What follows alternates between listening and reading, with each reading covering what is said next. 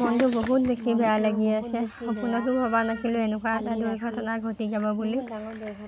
যোৱাকালি ৰাতি মোৰ ছোৱালীজনীয়ে গৰম উতলা দালিৰ ওপৰত পৰিলে আৰু পৰি তাইৰ গোটেই ভৰিখন অৱস্থা নাইকিয়া হৈ আছে।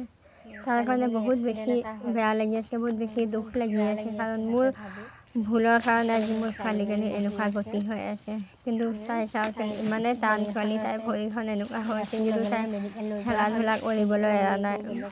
ইমানে টান খালি তাই খেলা ধূলাতে ব্যস্ত, তাই অনুভৱে কৰা নাই তাইৰ লগত যে কিবা এটা হৈছে বুলি।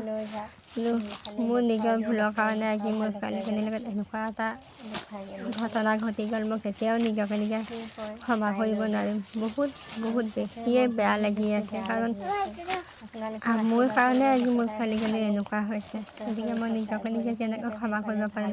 তথাপিও তাইক চাওঁচোন, খেলা ধূলাত ব্যস্ত, তাই কোৱা কথাখিনি শুনিবচোন। ঠিক আছে অমা, ভৰিখন কেনেকুৱা পাইছা? অলপ ভাল পাইছানে? এই ভৰিখন ভাল হৈছেনে? অলপ ভাল নাই হোৱা। আৰু লগে লগে ৰাতিয়ে ফাৰ্মাচীত নি ফালে এইবোৰ ঔষধ পাতি লগাই দিয়া হৈছে, বেণ্ডেজ পাতি কৰি দিছে। কিন্তু তথাপিও তাই অনুভৱে কৰা নাই যে তাইৰ লগত ইমান ডাঙৰ দুৰ্ঘটনা ঘটি গৈছে বুলি। আৰু তাই খেলতে ব্যস্ত। আপোনালোকে আশীৰ্বাদ কৰিব যাতে তাই সোনকালে সুস্থ হৈ উঠে।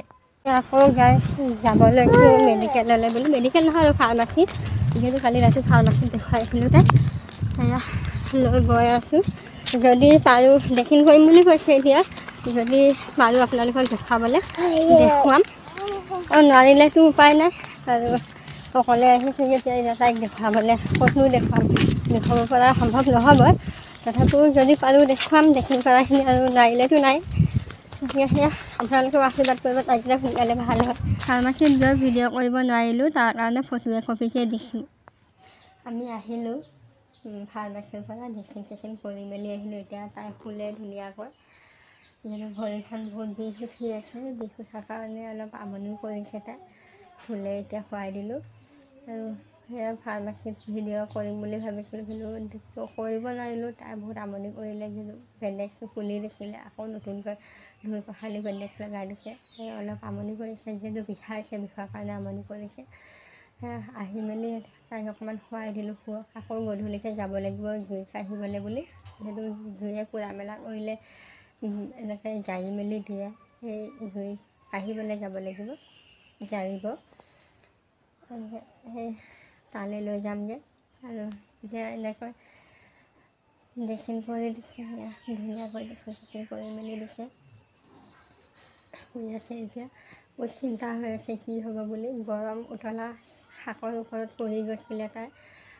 মোৰ ভুলৰ কাৰণে তাই আজি এনেকুৱা অৱস্থা হৈছে। কিয়নো এনেকুৱা হ'ল নিজে গমেই নাপালোঁ, কোনটো সময়ত কেনেকৈ কি হ'বলগীয়া আছে একো ধৰিব নোৱাৰিলোঁগৈ। আজি মোৰ ভুলৰ কাৰণে মোৰ ছোৱালীজনী ইমানখিনি কষ্ট ভুগিবলগীয়া হৈছে যে, সেয়া ভিডিঅ' কৰিব পৰা নাছিলোঁ সেই ফাৰ্মাচীত থকাৰ কাৰণে। সেইটো কাৰণে আপোনালোকক জনাই দিছোঁ। ঘৰ আহি পালোঁ, এতিয়া গধূলিকৈ আকৌ তাইক জ্বলোৱাবলৈ নিব লাগিব। সিমানেই আছিলে।